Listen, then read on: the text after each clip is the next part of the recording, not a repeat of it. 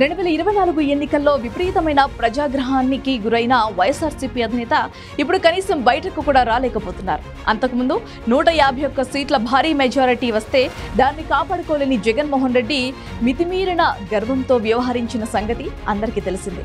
ఆయన సమర్థత పాలన ఇక తమకు వద్దని ప్రజలు గట్టిగా చాలా స్పష్టమైన తీర్పు ఇచ్చారు.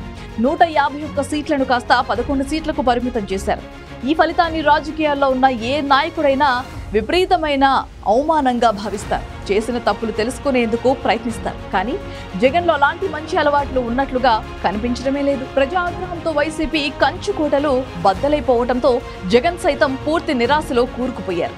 అసలు జగన్ ఎమ్మెల్యేగా ప్రమాణ స్వీకారం చేయడానికి అసెంబ్లీకి వస్తారా అనే అనుమానం కూడా వచ్చింది. కానీ జగన్ తల దించుకొని మరీ తొలి రోజు అసెంబ్లీకి వచ్చి తొణుకుతూ పులివెందల ఎమ్మెల్యేగా ప్రమాణ స్వీకరించేశారు. ఇక జగన్ అసెంబ్లీకి రాకుండా ఉండేందుకు ఏర్పాట్లు చేసుకుంటున్నట్లుగా వార్తలు వస్తున్నాయి.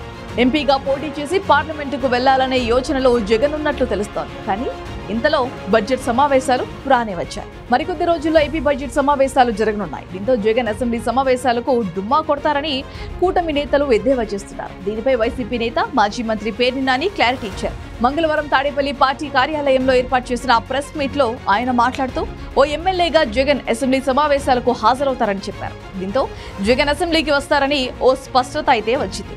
అసెంబ్లీ సమావేశాల్లో మా వ్యూహాలు మాకున్నాయని పేర్ని నాని స్పష్టం చేశారు. ఇక ఈ నెల 22 నుంచి బడ్జెట్ సమావేశాలు జరగనున్నాయి. అయితే జగన్ కు ప్రతిపక్ష హోదా కూడా లేకపోవడంతో ఆయన మామూలు ఎమ్మెల్యేగానే అసెంబ్లీలో అడుగు పెట్టనున్నారు. అయితే కూటమి ప్రభుత్వానికి వ్యతిరేకంగా జగన్ గొంతు ఎత్తిన పరిస్థితి ప్రస్తుతం లేదు. కనీసం నిలదీసే ప్రయత్నం చేసిన కూటమి నేతలు జగన్ హయాంలో జరిగిన కుంభకోణాలతో విరుచుకుపడతారు. కాబట్టి జగన్ వ్యూహం మరోలా ఉన్నట్లు తెలుస్తోంది. ఇక ఈసారి కూడా తనకు అలవాటే అయిన సానుభూతిని ఏదో రకంగా రక్తి కట్టించాలని చూస్తున్నట్లు సమాచారం.